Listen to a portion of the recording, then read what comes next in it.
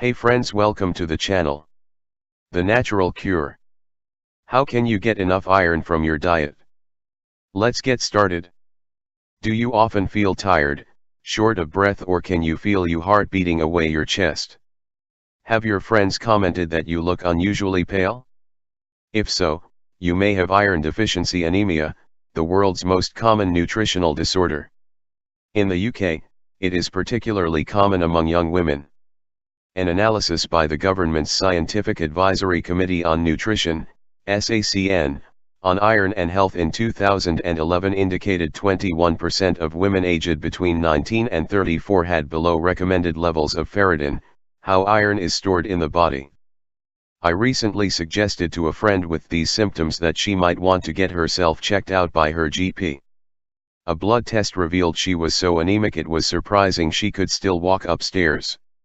A few iron tablets sorted her out. It's worth adding that you should talk to your GP if you're considering taking them. You might not need them and your symptoms could be caused by something else. Where can you get your iron from?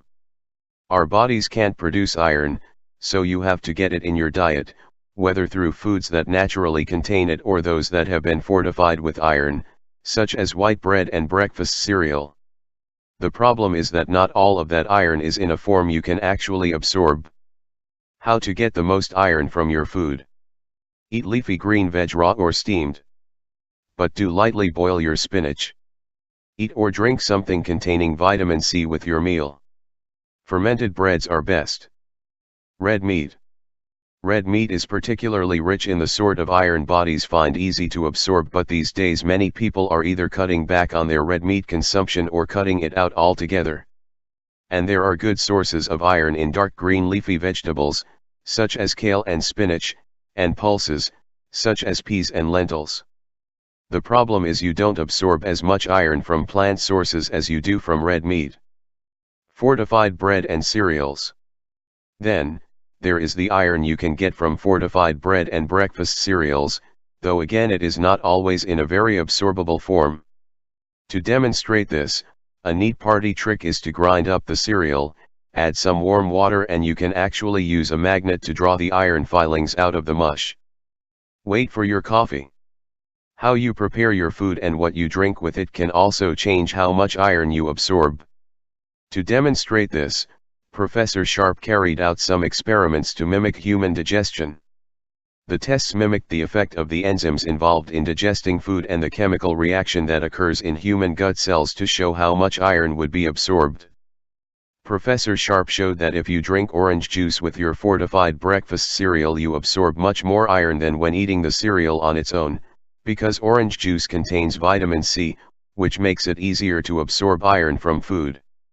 But, disappointingly, if you drink coffee with your morning bowl of cereal, then that will mean you absorb significantly less iron.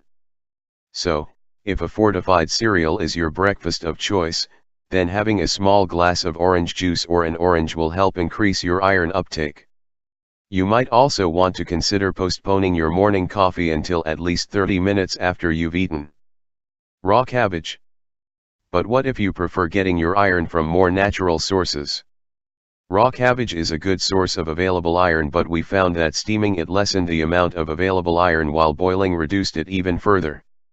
That's because, like oranges, cabbage is rich in vitamin C, and when you boil it, the vitamin C is released into the cooking water.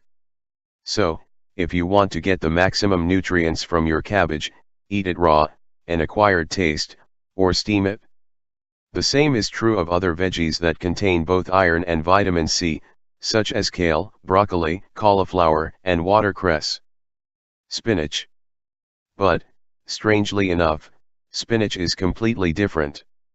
We found that when we boiled the spinach, it actually released 55% more bioavailable iron than when eaten raw. Professor Sharp says, spinach has compounds called oxalates, and they basically trap the iron. When we cook spinach, the oxalate is released into the cooking water, and therefore the iron that remains will be more available for absorption. Finally, what about the bread? We found the best bread for delivering iron was sourdough bread. That's because wheat contains a chemical called phytic acid that slows down iron absorption by the body. When sourdough bread is made, the fermentation process breaks down the phytic acid so the iron that remains is more available for absorption. Friends, it's all about iron. Thanks for watching. If you want any information regarding this, so please like, share and subscribe my channel.